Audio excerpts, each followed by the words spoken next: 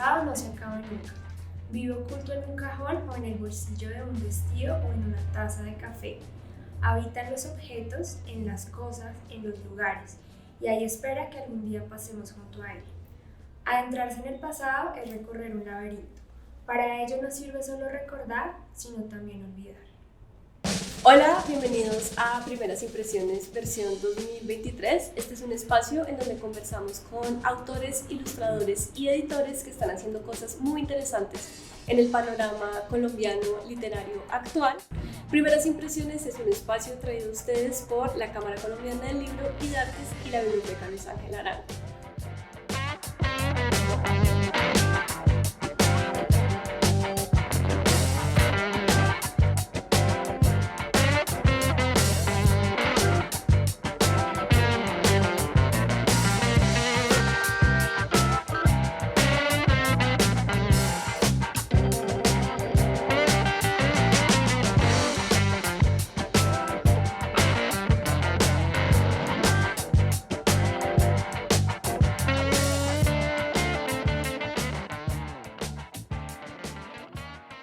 Hoy estamos desde la nueva sede de Garabato, que queda en la Biblioteca Luis Ángel Arango. Es un espacio realmente muy chévere que complementa muy bien la biblioteca. Y estamos con Tate, quien es novelista gráfica y está presentando su novela Las cosas que ya no están. Hola Tate, bienvenida. Hola Gloria, muchas gracias por invitarme. Bueno, pues nada, me parece muy chévere que tengamos un espacio para hablar sobre novela gráfica en esta edición de Primeras Impresiones. Tu libro se ganó la primera beca de creación de novela gráfica y de artes, que te llevó a una residencia de creación en Angulema, y también participaste en el laboratorio de creación de La Diligencia. Entonces quiero que comencemos a hablar por ahí, por cómo fue escribir en una residencia y en un laboratorio de creación, bueno, escribir y dibujar también. Bueno, yo creo que fue una experiencia fundamental, me siento súper afortunada. La mía fue la primera vez que iba un becario colombiano a Angoulême. Angoulême es la capital internacional del cómic, queda al sur de Francia. Es una ciudad que acoge a una población flotante en particular porque son personas en su mayoría relacionadas con el quehacer gráfico y de las imágenes. Entonces hay un montón de autores de cómic, editores, coloristas, animadores, estudios de animación, productoras de cine, sonidistas, gente que se dedica a hacer música para animaciones o películas. Entonces eso hace que uno esté en un entorno óptimo para la creación visual, digamos. Además cuenta con un museo. Yo cuando fui estaban presentando una retrospectiva de Will Eisner, que es como uno de los grandes historietistas norteamericanos de mitad del siglo XX. Y recuerdo mucho que en esa exposición vi como los originales de Eisner, y a uno le da una tranquilidad que siento que cuando uno ve como exposiciones de cómic, porque uno ve las planchas originales, son historias o dibujos que están pensados para reproducirse masivamente. Entonces digamos que el original no es como una pintura que es el final y único y excepcional. Entonces son imágenes llenas de tachones, de enmiendas, de remiendos, que a uno le da cierta tranquilidad en fallar, ¿no? Como que no estás haciendo una pieza única. Eso fue como un gran aprendizaje. Otra cosa que me pareció importantísima es que la casa de autores, que es donde se realiza la residencia, donde quedan los estudios, es una casa bellísima. Por ejemplo, Wes Anderson, la película de French Dispatch, una de las últimas, se grabó en Angoulême. En la calle donde yo viví, el afiche es la casa de autores, como la esquina de la casa de autores. Pues reunía gente de todas partes. Entonces habían historietistas de Irán, del Líbano, de América Latina, estábamos argentinos, mexicanos, yo de Colombia. Entonces el contacto con ellos pues fue fundamental. Además que tienen una estrategia que me parece muy interesante en términos de incentivar la creación, y es que ponen a artistas, autores con mucha trayectoria junto a gente amateur. Entonces a mí me tocó en un taller en donde yo compartía con un francés que se llama Olivier Ballet, que pues tiene una trayectoria increíble, ha publicado un montón de novelas gráficas, trabaja haciendo ilustración para medios importantísimos, que se llama New York Times, Le Monde.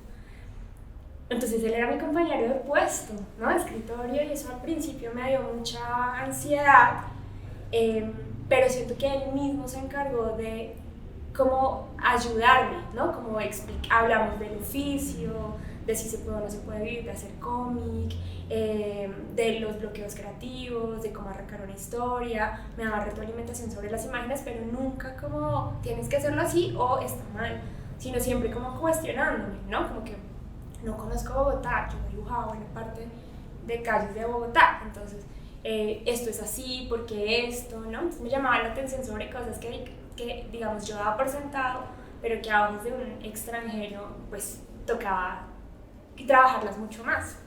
Entonces siento que el trabajo allá fue fundamental, fue muy enriquecedor, un montón de referentes, siento que incluso hoy todavía noto como el impacto que Angoulême pues ha tenido como en mi oficio.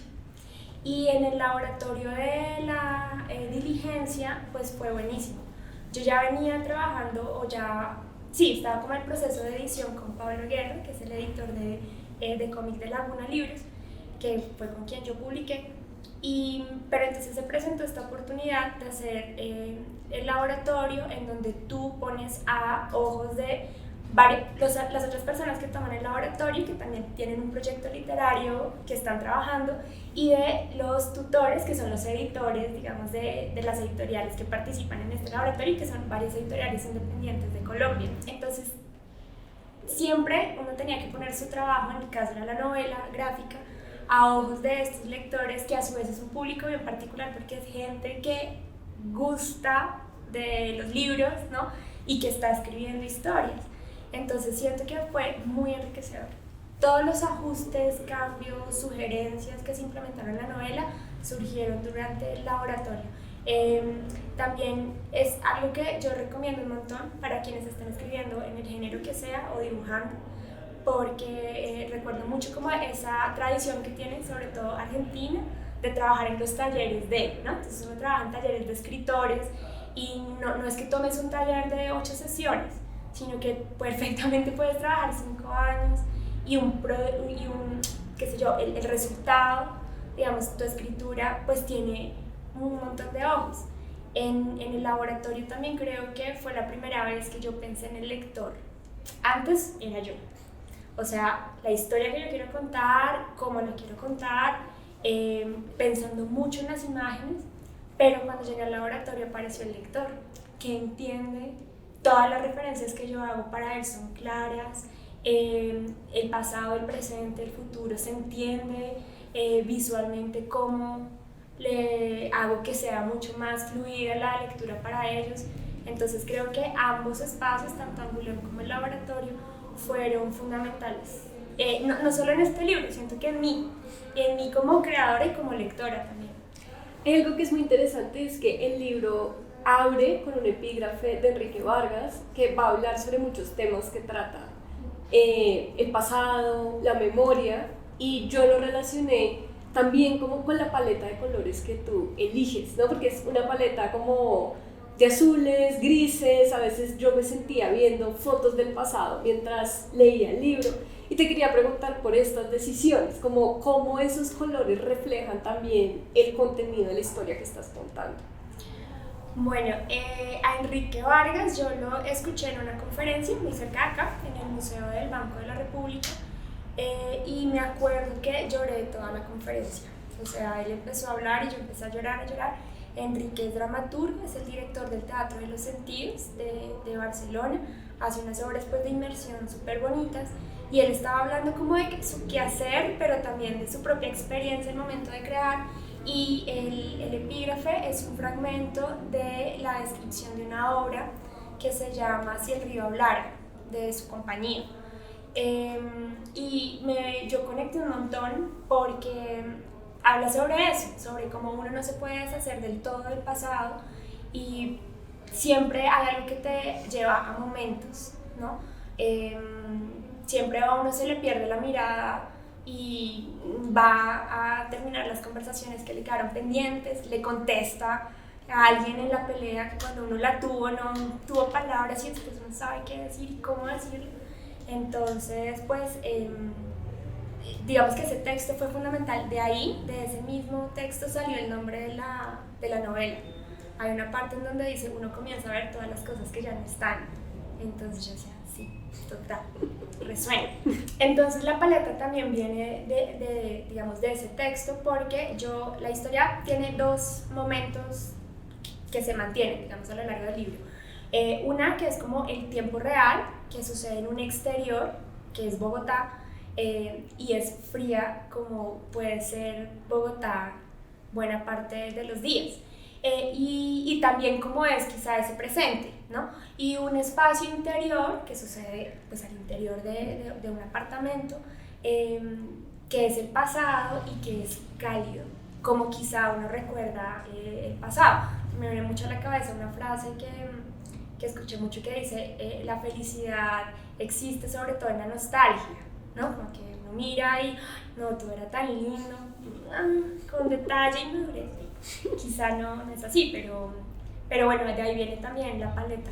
Algo que a mí siempre me ha llamado la atención es el trabajo del novelista gráfico. Como que siento que si uno como novelista hay un momento en el que no puede más y está harto porque es realmente un trabajo muy arduo que demanda muchísima energía. Yo siempre pienso en los novelistas gráficos que no solo están pensando en la historia, sino que también tienen que hacer los dibujos, colorearlos, ponerlos ahí como en medio de una historia, y me parece pues que es un trabajo realmente excepcional. Yo te quiero preguntar como por ese proceso más material, ¿cuánto te demoraste haciendo esta novela gráfica? ¿Cómo seguiste adelante? ¿Cómo no la dejaste tirada? O sea, me parece realmente muy admirable poder hacer una novela gráfica. Pues yo siento que para mí es algo que me sale, no puedo explicar muy bien por qué. Por el contrario, a mí me cuesta ponerle palabras a las cosas, ¿no? Yo soy graduada en periodismo, entonces para mí es fácil la escritura, eso, desde la noticia, desde un tema documental, desde citar fuentes, desde no ponerme yo, ¿no? Sino desde hablar, digamos, de un tema alejado de los hechos. Mientras que, por ejemplo, cuando tengo que hacer textos personales, no me fluye. Ese no es mi talento, mientras que con las imágenes pues me sale. Creo que un poco también es la razón por la que este libro tiene poquísimos textos, ¿no? Y los que aparecen son citas literarias en su mayoría o conversaciones monosilábicas. Entonces, pues sí, como que a mí el dibujo es algo que me fluye. Yo dibujo desde que me acuerdo, pero particularmente hago como secuencias de dibujo, qué sé yo, desde que tenía 13 años por ahí, y era llenando diarios, ¿no? Como que hoy me pasó esto, querido diario. Entonces como que sí, siento que es algo en lo que no reflexiono mucho, sino que me fluye. En el libro me demoré cerca de 5 años, pero yo quito el año de la pandemia, o sea, en realidad fueron 4 años de trabajo, porque en 2020 no, pues todos estábamos un poco locos, yo más, y no tomé no hice un solo dibujo, pero sí es un proceso largo. Claro que había momentos en los que no, me falta un montón, no voy a terminar, pero pues creo que por una parte tenía fechas límites. Para IDARTES, que fue con quien me gané la beca de creación, debía entregar una parte del libro ya terminada, entonces entregué como la parte dibujada sin editar, y después para la publicación, pues este libro también participó en la beca de publicación del libro ilustrado del Ministerio de Cultura.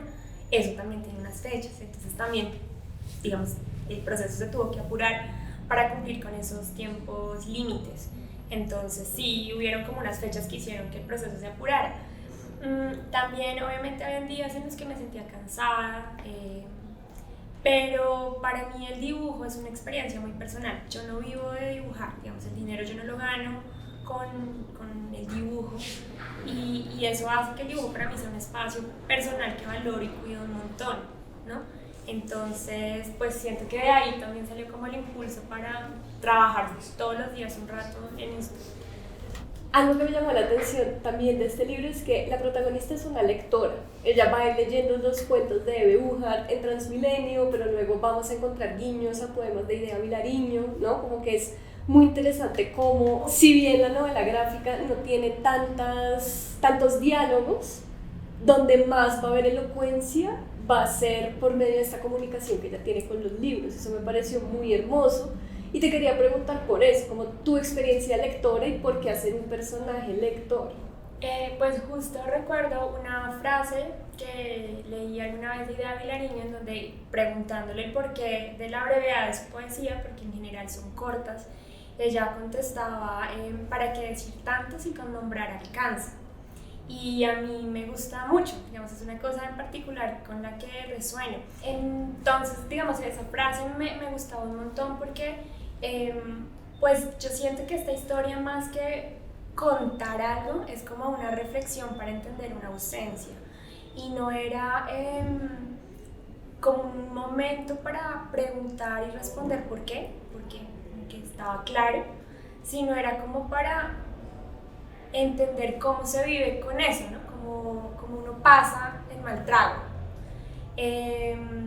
Sí, entonces yo siento que yo no tenía palabras y un poco también me cuesta lo que te contaba hace un momento de no logro, sí, como que soy mala cuando me toca escribir sobre mí. Entonces siento que otras personas lo hacen mucho mejor y lo que a mí me pasa es que cuando las leo le doy forma a lo que estoy sintiendo en general. Entonces siento que como que las citas y los libros que incluí en esta historia pues hablan de eso, ¿no? Como de darle forma al sentimiento. Creo que la frase central del libro, que es una cita de un cuento de Eduard que se llama Guiando la Hiedra, pues es eso, es en resumen el sentimiento que a mí me estaba atravesando y el que pretendí contar en esta historia. Y también creo que hay algo en ese silencio que hace énfasis como en lo que está pasando en la pareja, ¿no? Como que las conversaciones que ellos tienen son muy pocas y en verdad ella conversa más es con los libros o conversa más con el pasado, pero no vemos tanto esa cotidianidad de pareja que está conversando constantemente y eso me llamó mucho la atención, pues porque también tocas un tema que es muy interesante, que es esos momentos en los que hay una distancia con la pareja y ya luego eso se va a perder, ¿no? Esas son las cosas que ya no están y eso me pareció muy hermoso. Recuerdo un montón una novela gráfica que leí hace algunos años, que es de un historietista estadounidense que se llama Niels Anders, en donde él pues intenta retratar o aborda, digamos, el duelo por la muerte de su novia.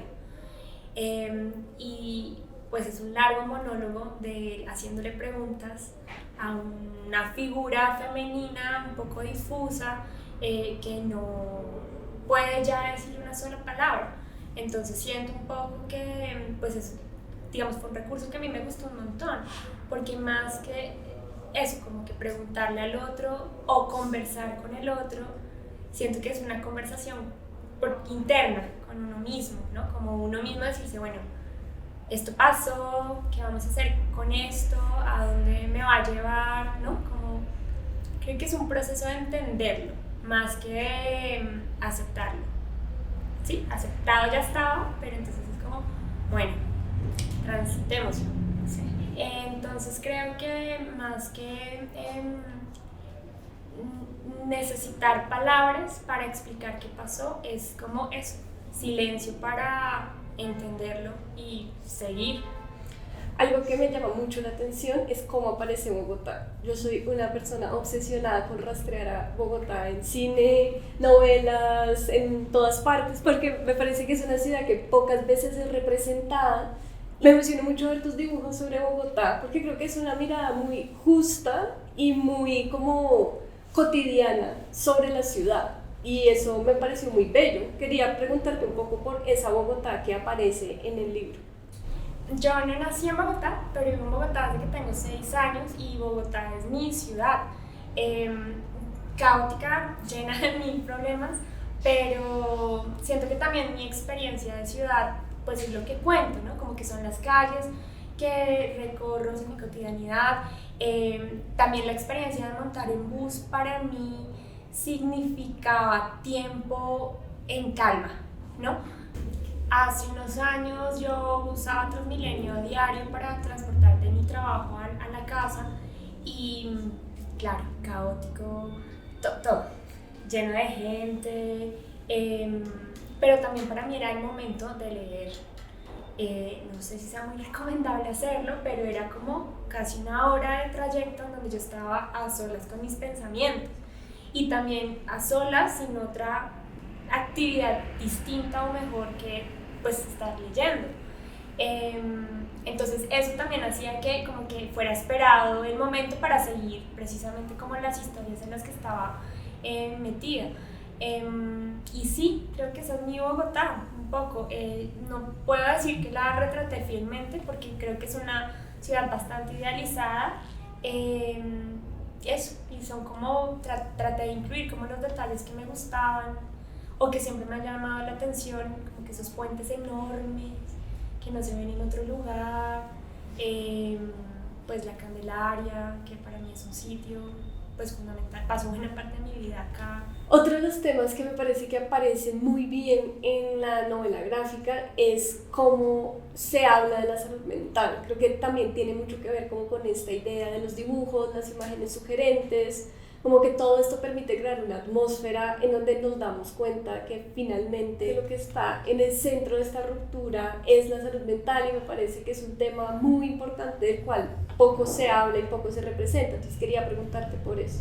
Pues creo que se aborda de una forma bastante superficial, digamos. Sobre todo lo que a mí me interesaba mostrar es como el miedo ante un diagnóstico de estos. Y ese miedo nace precisamente del desconocimiento que se tiene. Quizá en el último tiempo se ha tenido más conversación pública alrededor de los temas de la salud y del bienestar emocional y mental, pero aún así sigue dando pavor porque pues uno carga muchos estereotipos y muchas historias nefastas. Google nunca es un buen doctor ni un buen consejero de cómo tratar cualquier enfermedad. Y eso era lo que yo quería mostrar, ¿no? También el pavor que se siente cuando uno escucha un diagnóstico de estos a una persona que uno quiere. Sí, entonces digamos que no explico ni hablo mucho de las consecuencias o de las particularidades de la enfermedad, más que todo me centro en el miedo que se tiene frente a un diagnóstico de estos. Bueno, Tate, muchísimas gracias por esta conversación, y ahora te quiero invitar a que leas una parte de la novela gráfica. Esta lectura va a estar acompañada con una secuencia de dibujos que ustedes van a poder ver para que se lleven también un poco la idea de lo que está aquí en las cosas que ya lo están. Entonces, nada, por favor. Bueno, como tú le decías hace un momento, esta novela tiene poquísimo texto, pero creo que hay dos citas que son fundamentales para esta historia que voy a leerlas. Esta cita es de Enrique Vargas, el dramaturgo, de su obra Si el río hablara. El pasado no se acaba nunca. Vive oculto en un cajón o en el bolsillo de un vestido o en una taza de café. Habita en los objetos, en las cosas, en los lugares, y ahí espera que algún día pasemos junto a él. Adentrarse en el pasado es recorrer un laberinto. Para ello no sirve solo recordar, sino también olvidar. Y la segunda es de la argentina Eve Ward, y es un fragmento de su cuento Guiando la hiedra. Entendí que pasa con los que se mueren y los que se van. Vuelven en sueños y dicen, estoy pero no estoy, estoy pero me voy. Y yo les digo, quédate otro ratico, y no dan ninguna explicación. Si se quedan, lo hacen como ajenos, en otra cosa, y me miran como visitas lejanas. En esa región del olvido, a donde han ido, tienen otras profesiones y han adquirido otros modos de ser. Y todo lo que hemos peleado, hablado, comido y reído pasa al olvido. Y no quiero yo conocer personas nuevas ni ver a mis amigos. En cuanto empiezo a hablar con alguien, ya lo mando yo mismo a la región del olvido, antes que le llegue el turno de irse o morirse.